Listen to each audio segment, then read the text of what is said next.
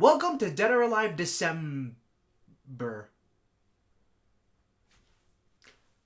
Welcome to Dead or Alive January. February? Forget it. Dead or Alive 3.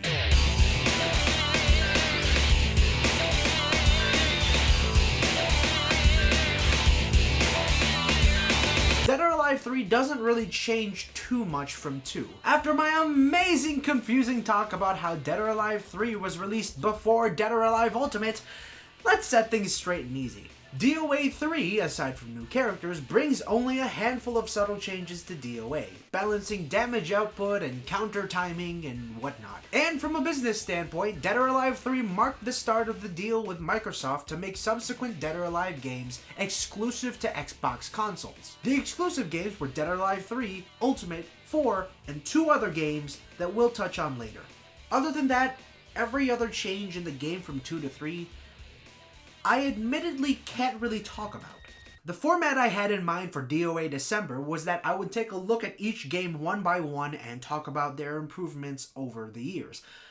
But while writing and filming, I learned that that really isn't the case for Dead or Alive. While other fighting games have many different installments, very different from each other, Dead or Alive has roughly stayed the same.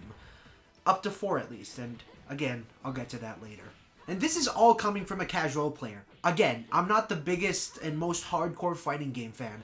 I've tried to pick up on 2D fighters before and that didn't really work out well, so what makes me think that I can pick up on the complexity of a 3D fighting game? And I know what you're thinking, why don't I talk about the story? I hate to say it again, but please bear with me. This whole round of reviewing Dead or Alive games has gotten to my head, and I want to make sure that I do everything as best I can from this point on. The whole one game of video format didn't really work too well for a series like this, but I found a way to roll with it, and now I'm begging you, please bear with me, it'll be worth the wait. Just give me time. I'm back on my feet. We're gonna dive straight into this. Now that that's out of the way, let's actually start talking about Dead or Alive 3. I said before that I prefer DOA 2 Hardcore over DOA 2 Ultimate, only because I could tell Hardcore apart from 3. Now you know my pain, because jumping from DOA 2 Ultimate to 3 is just weird. Hitomi, a character in DOA 3, is also playable in DOA 2 Ultimate, even though she was only supposed to be playable in 3. You know what? No! No! I've had it! I have had it! No! You know what? Here. Ultimate, out of my head. Nothing. Gone. Bye. Nothing in my head. What's the order? Dead or Alive 1, Dead or Alive 2, Dead or Alive 3. 1, 2, 3!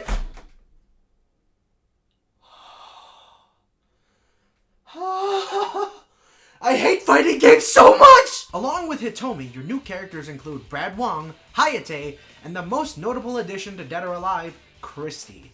At the end of the arcade mode, you fight this new guy, Omega. And, well, you fight him in this weird, angle where it's sort of over the shoulder, but not really. So it's pretty jarring when compared to the rest of the game, which is just regular side-by-side fighting. I mean, where did this guy come from? Okay, you know what? No. Motion blur. Okay, fine. No, yeah, sure. Yeah, I totally wanted a migraine while playing a video game. Thanks. Thank you so much. Oh! All jokes aside, he's pretty easy. Then again, I was playing on easy. And well, that's Dead or Alive 3.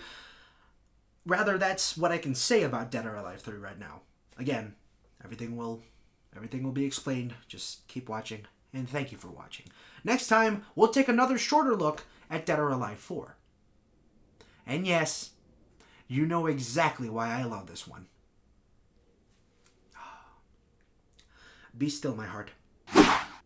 Your time will come.